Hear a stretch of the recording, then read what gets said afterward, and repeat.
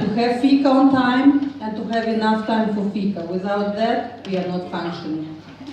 So, please, now I give the floor to very, very important people in this project and otherwise very important people. These are teachers from 5 different countries who have developed and tested this training material which I presented in my speech. And the moderator is Joakim Medin. He's a journalist and he's very famous in Sweden because he's really, really working for human rights. He's everywhere, debate, writing. So he's a very talented person as well. So I'm very happy, Joakim, you have accepted this invitation to be moderator. And also Joakim is following our project as a field study. And he will write the report and feedback on the pilot activities in 5 partner countries about the game and the book training material. So he will give us professional recommendation how to move on. So the floor is yours, Joakim. Thank you. Can you hear me properly? Yes. Okay. I hope you can also see me because, as you notice, the stage is very crowded. Not only do we have the tutors here representing 5 different organizations and projects, basically, but there are actually 6 people because we have 2 from the UK to present 2 different geographical positions in the UK also, where we've seen this project implemented. I welcome you all to this workshop, which will be kind of an informal talk about the project that has been implemented in 5 different countries with partner organizations. And to listen just a little bit about your results, at which point I will bet money on that you in the audience will be very interested in asking questions also. So in the end we will open up for some questions from you listening. And like we heard before, people speaking, I would also agree that humans were born as a species, as a moving species. People have always been moving around. In all of history of humanity, people have moved from one location to the other, depending on if poverty, starvation, climate change, natural disaster, or war ultimately happened. In one location, you naturally move to a new location. This has always been part of human nature and human history. Just because we invented something called borders and nations a couple of 100 years ago, this won't actually stop this natural phenomenon in human nature and human history. Just because we invented something called the EU a couple of decades ago, this won't also stop this natural phenomenon with humanity. And today's migrants and refugees, it doesn't really matter what you call them, they're also part of this phenomenon, which is a very ancient phenomenon. We've also heard in this brilliant comment by Chris, how there's winds of change today blowing to the right in a lot of locations in the world, which results in growing racism, in growing hate speech, in growing fear, aggression, lack of understanding, and anger. We've also seen that here in Sweden, despite all of the very positive talk we hear about the country. We also received and we also saw the racist parties, the Sweden Democrats, and I always mistrust parties with Democrats in the name, enter the parliament. We also have a situation where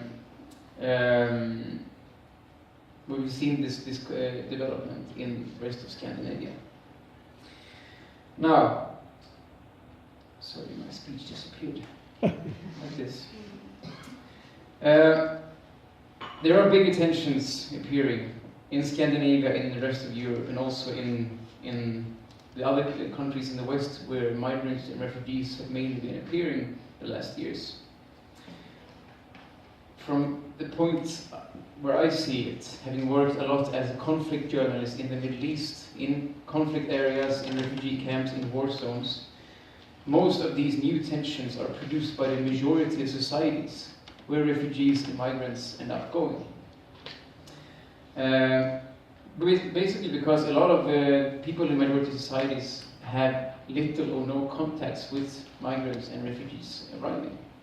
We heard in the workshop before us from Java, working in Deloitte, she mentioned how she has colleagues, Swedish colleagues, young colleagues, having grown up in the smartphone generation, having had access to internet always growing up, and a constant flow of news, having finished high school, having finished university, and still having no clue about the conditions in Syria, why the war appeared, how refugees came here, the most basic knowledge and understanding.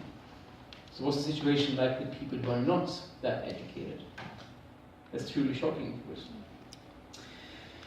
To enable inclusion and integration, like Jenny talked about, seems to be more important than ever because of this development and situation.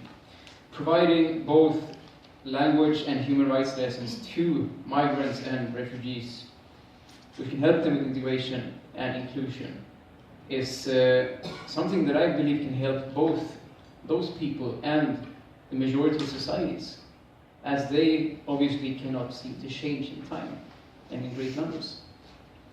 So I'm very happy to have you here to tell us how this can be done, basically.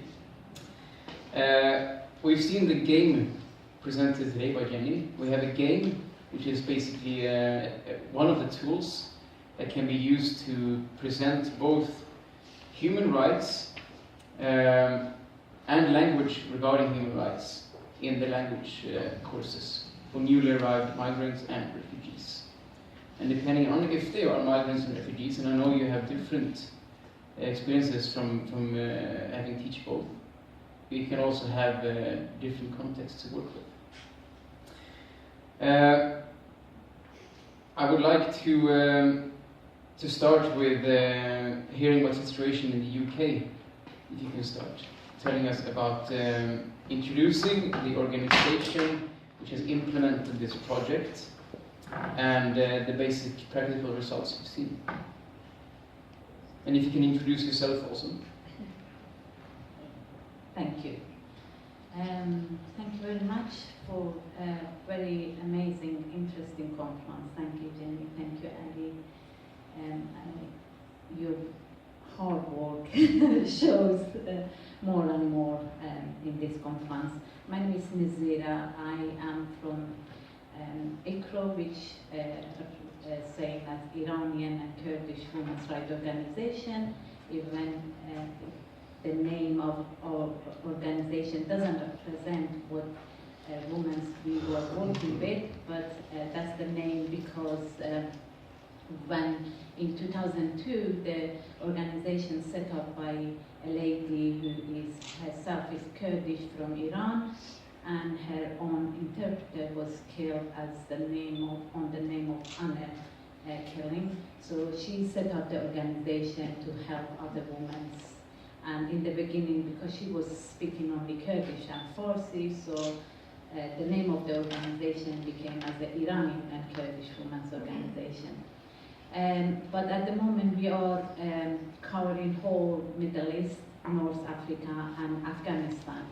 We are working with the women who are suffered, victim, or at risk of honor-based violence, forced marriage, FGM, and any sort of the other violence, especially child marriage as well.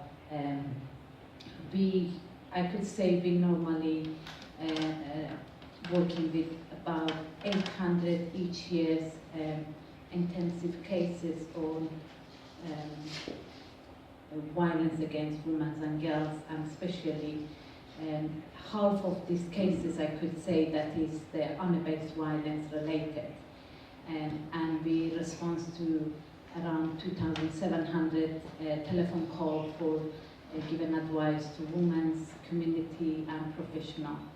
We have different team, which one of them is advice team, which very front line team that they're working face to face with the women.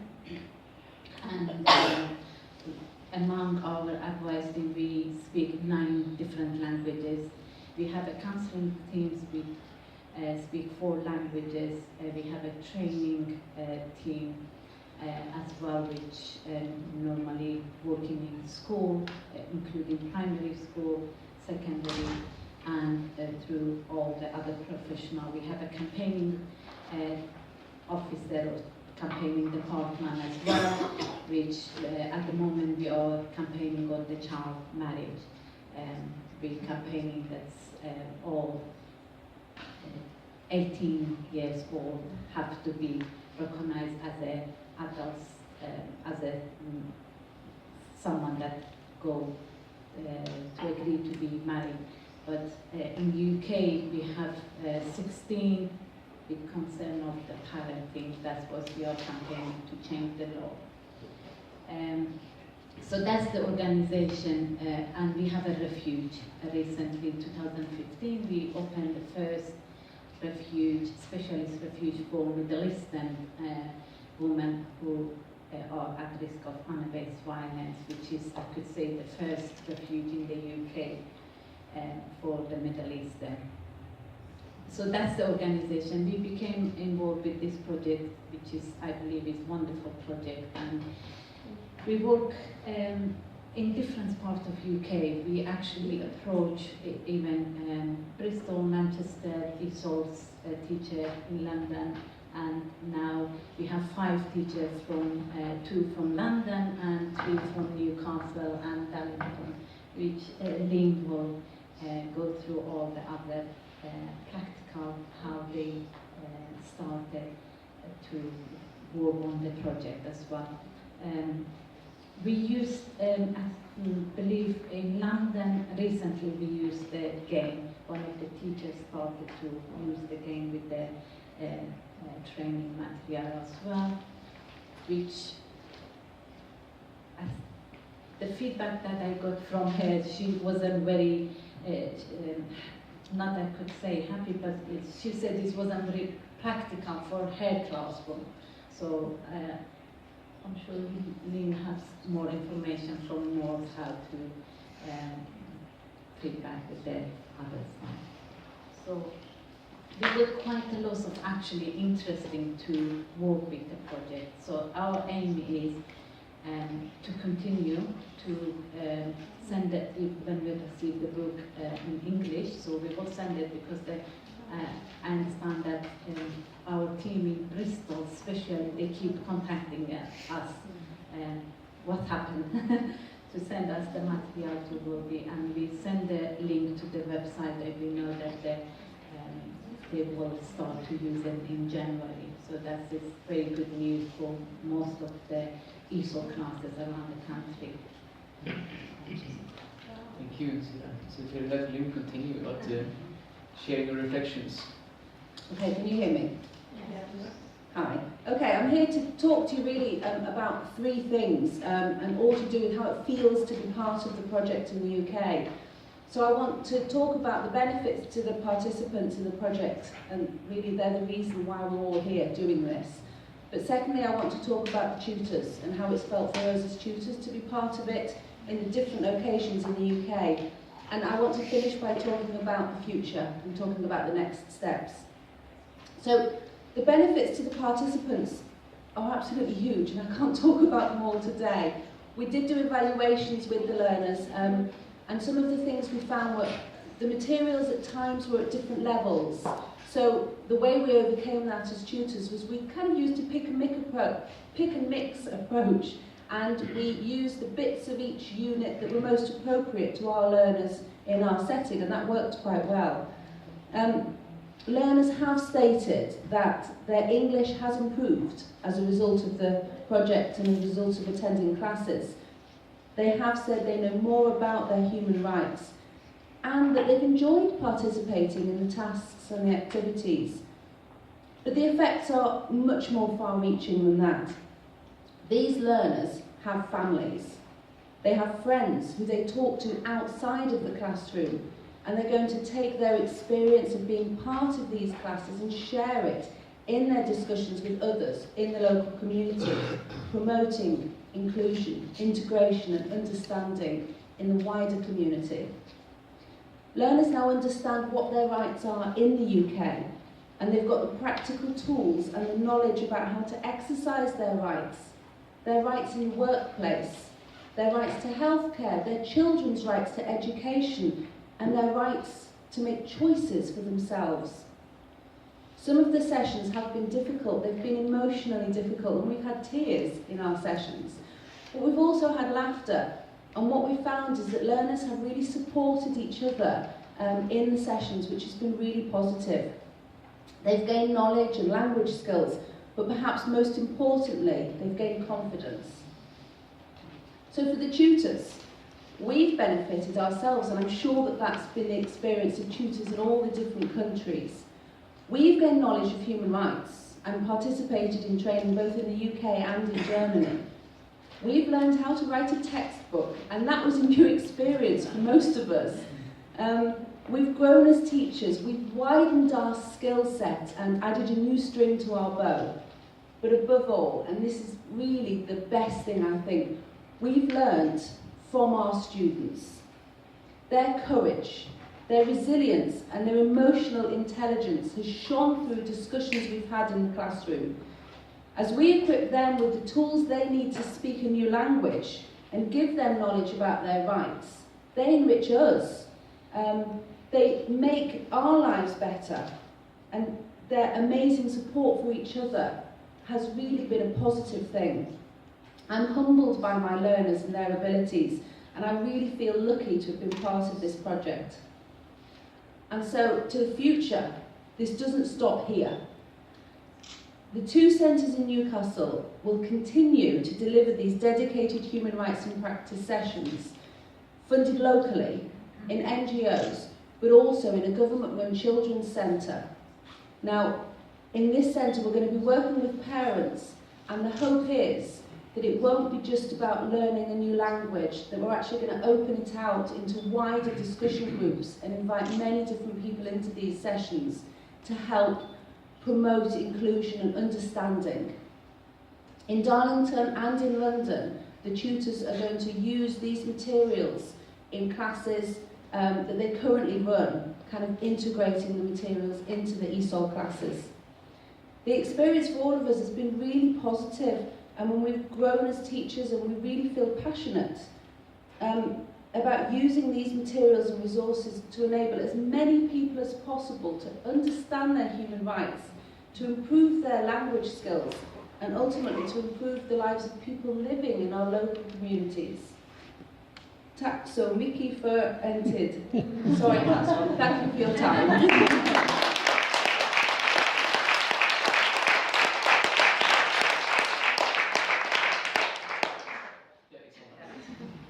I just want to add something else. Actually, our teachers, both from Newcastle, Darlington and London, they had contact regularly, update each other, discuss what's the update, you know, the feedback, what's happening in the classroom. That was very positive, and was very good that they exchange the experience, each of them, that they had in classroom, because we had we have a teacher from college, which is provided by the government, and we had a teacher from NGO. So it's we had mixed class, which few men was there in the college, and we had working with only women as well in one of the NGOs. So it was quite mixture of the both age, gender, and different ethnicity background as well. So this makes all the experience exchanging and feedback to the classroom and from the teacher as well, makes go step by step and go further to how they will teach and how will they learn about the human rights and the experience of the project as well. I wonder if you could give me just one complete example. For example, I had a conversation earlier with Emília, who's one of the several language teachers in the UK. And she told me a very complete example of how someone you had been, she's over there by the way.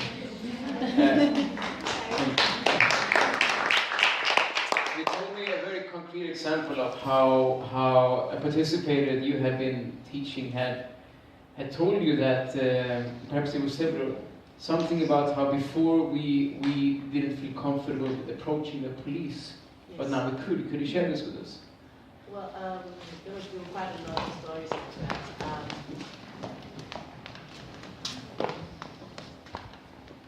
Thank you. There were quite a lot of stories like that. We did a before and after survey of how they felt, of how the learners felt.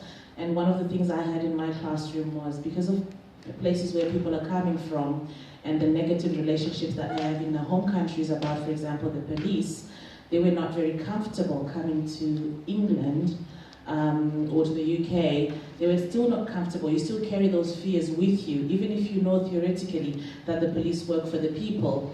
The impression is that, do you know what, the police work for the white British people, so maybe not for me. And a lot of what they were saying was after the program, after the course, that they felt more empowered. They were more likely to go to the police and report a case or to go and ask for information. Another interesting one was, for example, the Citizens Advice Bureau. A lot of the misconception was that it's only for citizens, and when we discussed it, they were actually saying, oh, so I can go and get advice, and it's something that they didn't know. And these are people that I've taught ESOL over the last year, and I didn't know that they didn't know this. So they've come out of that empowered, realizing that, human rights, the feeling I got is that people are aware that they are human rights, but because they've been deprived of them for so long, they have the impression that it doesn't apply to me. Because I come from Zimbabwe and Mugabe has deprived me of my rights, then maybe they apply to white British people.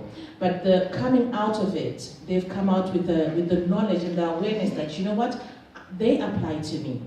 And now the next step is they feel this knowledge gap that, so now I must learn more about it. They've come up saying, okay, I'm happy that I have an awareness of what they are. And the next step is I must learn more about this to actually be, make this practical and actually go out and get what's mine, basically. So they come out feeling a bit more empowered by that. And those practical examples are what is showing how much of a success this has been and can potentially continue to be. Thank you very much.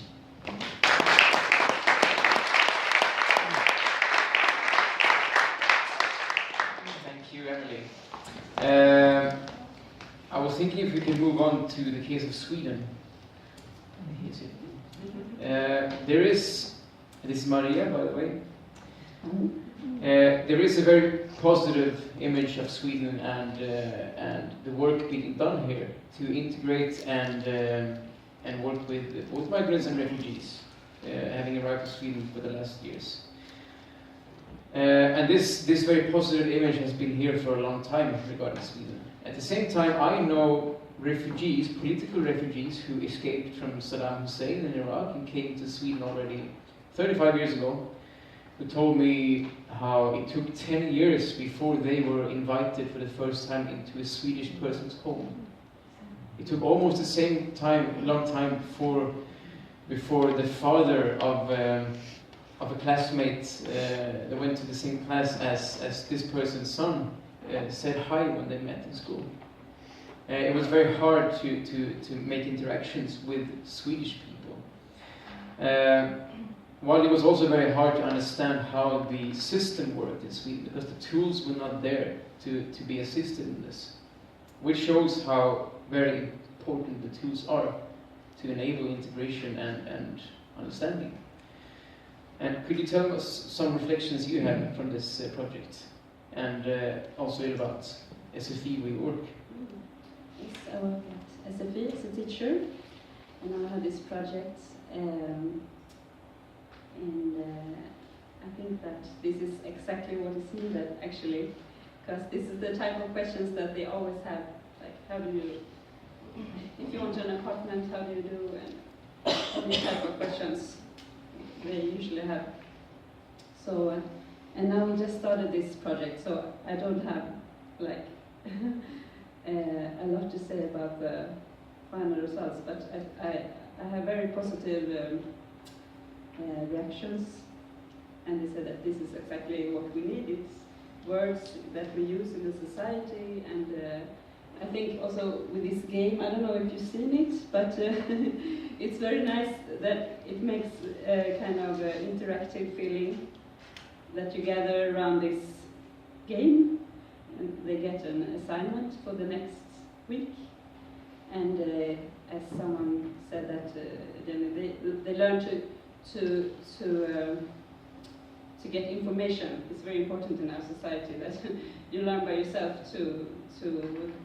We have so many myndigheter in Sweden. We have so many. We have all these kinds of how do you say it? Governmental institutions. Yeah. The problem. That's even me as a Swedish, very educated. It's even hard for me sometimes to know what to do. So this is the practical tools that the game has, and we also developed this material for SFU, first of all is the practical tools, and we also have it opens up for discussions about values, like discussions, and not that I'm telling them that this is how we do in Sweden. But it feels like it's an open discussion, and many of them are quite skeptical sometimes. Like I was here with a class before that you saw, and they were like, "What are we going to do here in this conference?" And, you know, but they really appreciated it, and I think that sometimes it's very frustrating working at SFI because it's like you say that they never meet Swedish people. They talk Swedish in school and then they go home and they speak Arabic or they speak the language. Mm. So that's I think the main challenge in Sweden too, to find ways to interact and sometimes they tell me that in Syria we love each other and we have contact with our neighbors and sometimes of course they write about things, but it's also about that they never meet Swedish people, and I think that every step is important, like this practical step, and also the that opens up for discussions of values, and I've had many discussions before, so I'm really looking forward to these discussions we will have in the class with this game, and yeah. Now, you saw, Jenny showed you the game before, right? Mm-hmm. So I've been observing, maybe we can show it again, just. Let me find it in the back here. I actually have the board. Okay. So there's a bunch of cards, which I will not show you because I will drop them from you. So it looks like this, you see? So it's a board game, where each time you meet, they're given different assignments by playing this game, and they receive a bunch of cards, and they have to go to different governmental offices and ask for things, or ask for services. And I've seen you use this game when you introduced it for the class for the first time also. What has been the reaction after the first assignment that they got? I was